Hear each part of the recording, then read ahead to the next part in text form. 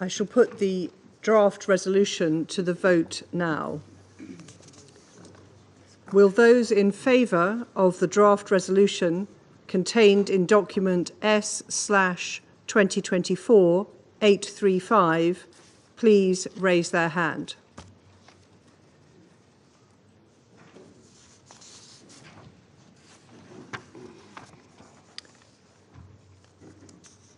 Those against?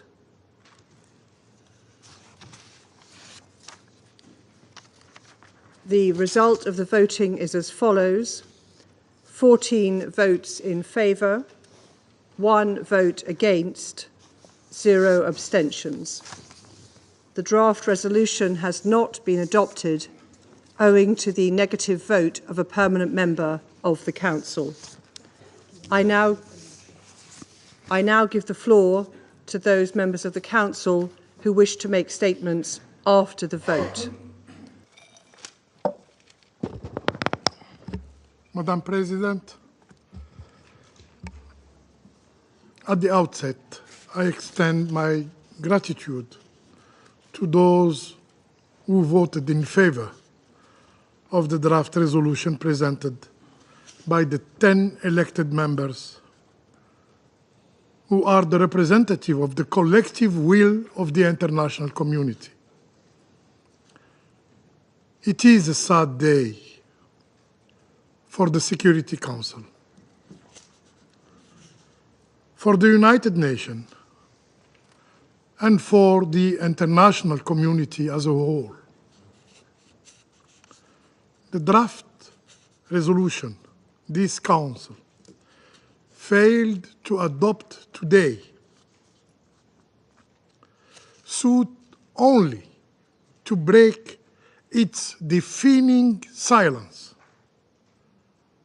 5 months after the adoption of the resolution 2735. 5 months during which the Security Council remained idle, remained hand-tied.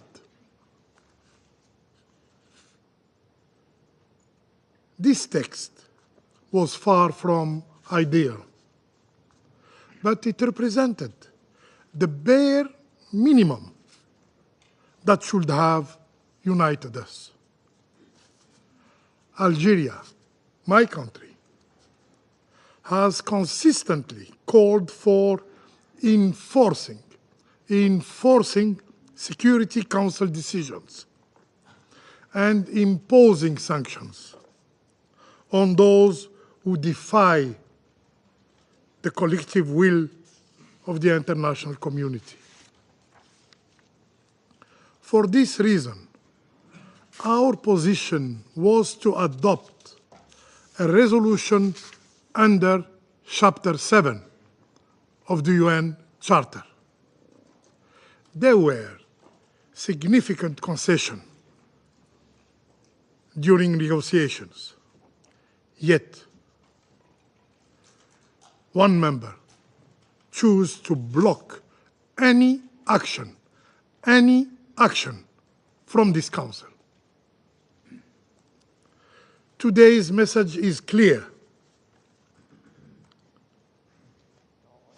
To the Israeli occupying power first, you may continue your genocide. You may continue your collective punishment of the Palestinian people with complete impunity. In this chamber, you enjoy immunity. To the Palestinian people,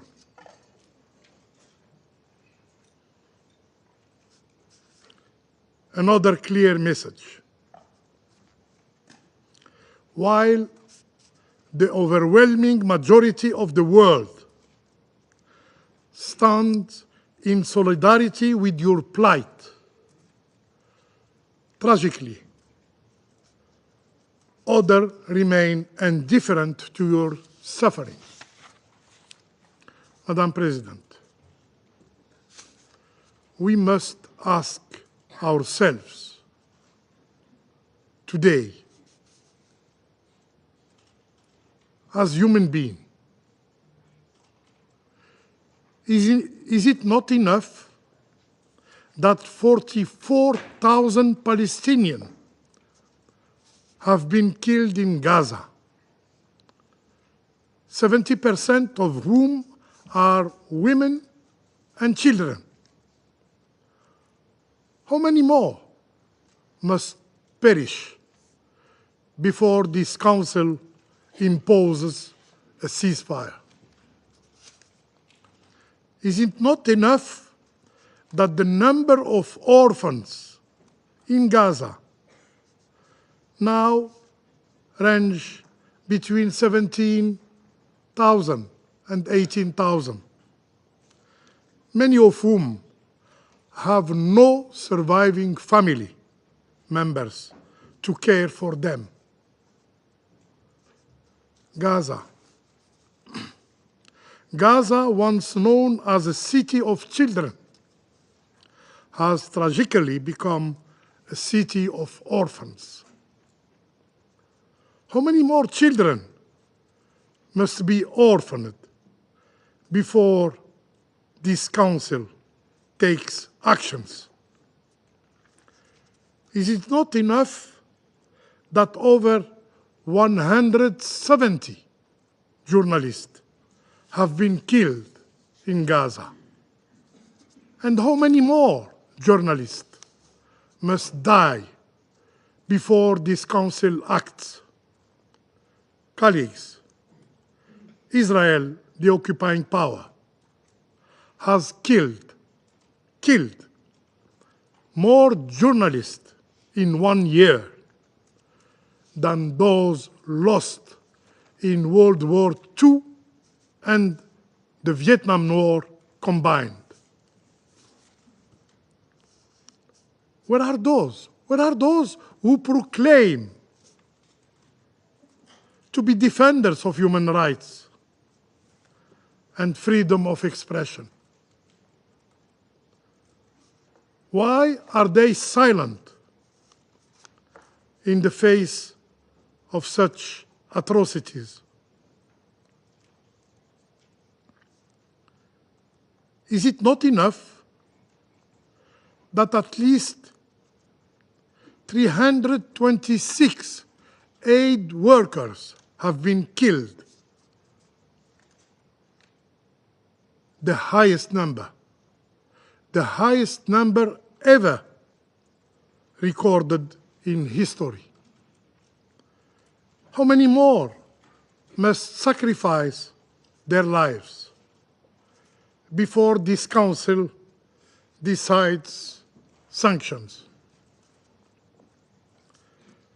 Is it not enough that over 1,000 health workers have been killed?